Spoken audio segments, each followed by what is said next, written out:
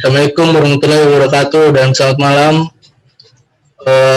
Perkenalkan, nama saya Faisal Sandika, NIM 101176162. Di sini saya ingin mempresentasikan UTS Bahasa Indonesia saya. Yang pertama saya akan membacakan bagian abstrak. Di abstrak di sini saya ingin meneliti pengaruh electronic word of mouth dan brand image terhadap minat beli konsumen pada perusahaan makanan sesari bahasa. Penelitian ini bertujuan untuk mengetahui pengaruh komentar, review, dan testimoni terhadap brand image dan minat beli konsumen. Berikutnya, ini adalah latar belakang. Latar belakang dimulai dengan minat beli konsumen. Di sini saya akan membacakan isi latar belakangnya. Minat beli konsumen sering dipengaruhi dari banyak rangsangan pemasaran ataupun rangsangan lingkungan. Rangsangan itu lalu diproses ke dalam diri sesuai dengan karakteristik individu tersebut. Sebelum mengambil keputusan untuk membeli, pengetahuan akan minat beli konsumen sangat diperlukan para pemasar atau marketing untuk mengetahui minat beli konsumen terhadap suatu produk maupun untuk memprediksi penolakan konsumen di masa datang. Lalu saya di sini akan menjelaskan tentang bagian word of mouth.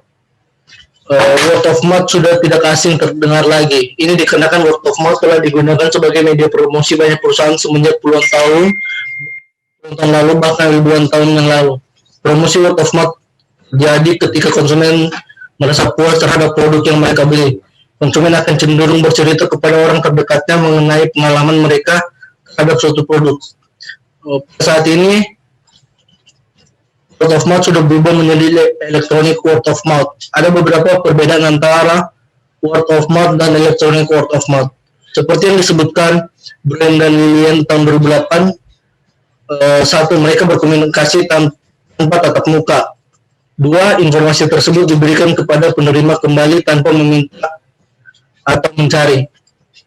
Selanjutnya, saat ini banyak riset yang meneliti electronic word of mouth, khususnya beberapa riset menyelidiki electronic word of mouth dalam platform social networking sites.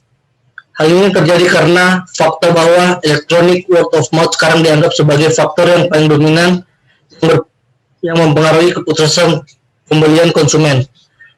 Pemahaman electronic word of mouth di bidang marketing bisnis sangat penting, khususnya pemahaman electronic word of mouth di situs jejaring sosial, karena media ini lebih populer pada komunitas online tempat konsumen memiliki potensi untuk menjangkau khalayak global dengan cepat dan mudah. Berikutnya ini adalah data tentang pengguna internet di Indonesia.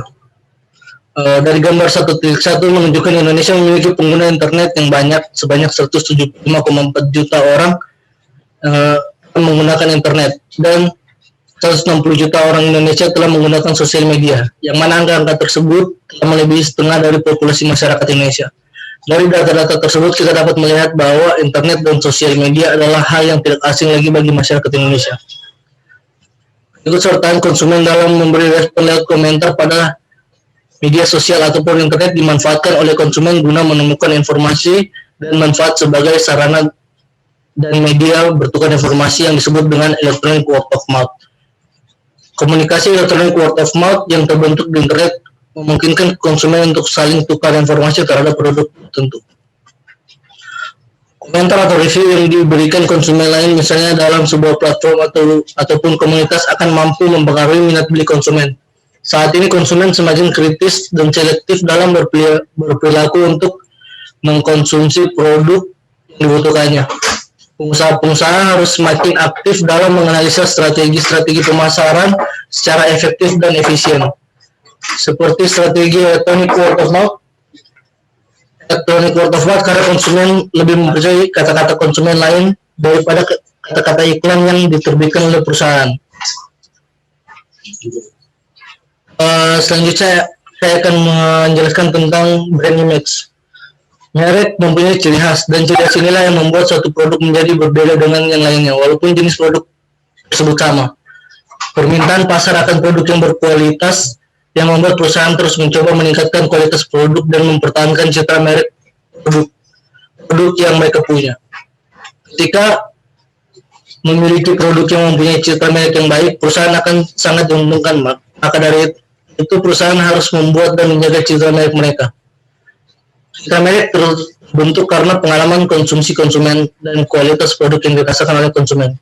Dengan begitu, persepsi pelanggan akan kualitas produk yang mereka konsumsi secara langsung akan berpengaruh terhadap citra merek. Citra merek yang positif akan membuat suatu keuntungan untuk perusahaan, dikarenakan konsumen akan berpikir bahwa kualitas produk yang suatu perusahaan miliki lebih berkualitas dari produk pesaing. Semakin kuat citra merek suatu produk, maka akan semakin menarik keinginan konsumen untuk menjadi pelanggan yang setia kepada citra merek tertentu. Lalu perusahaan harus bisa menciptakan merek yang menarik dan mudah diingat. Karena persepsi konsumen terhadap citra merek yang baik dapat menjadi pertimbangan oleh konsumen untuk keputusan melakukan pembelian. Itulah mengapa membangun citra merek yang baik menjadi hal yang sangat penting bagi perusahaan. Untuk perusahaan produk sendiri perlu memfokuskan perhatian kepada hal yang utama, yaitu bagaimana membangun brand equity yang kuat, bagaimana citra merek atau nama perusahaan menjadi hal pertama kali yang diingat oleh konsumen atau top of mind. Berikut presentasi dari saya. Kalau ada salah-salah kata mohon dimaafkan.